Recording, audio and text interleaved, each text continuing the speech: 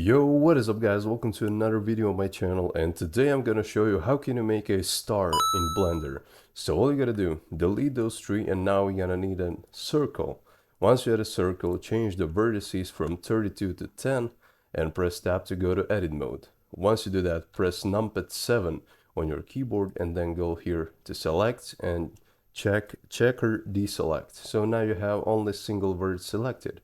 And now you just want to press S to scale and pull your mouse inwards to your desired shape of your star.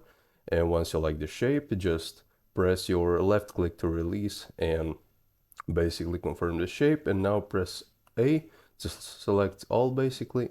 All you gotta do now is press F to make it full and just E to extrude just a little bit so we can have some thickness, some geometry. And one cool thing that you can add on to your star is this one.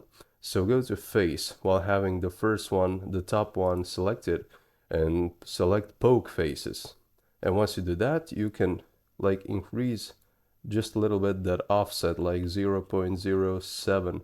I think it's a good one, or maybe 0.1. So yeah, that's pretty much it. And let's just add a material. I'm gonna put it, hold on, let's just switch.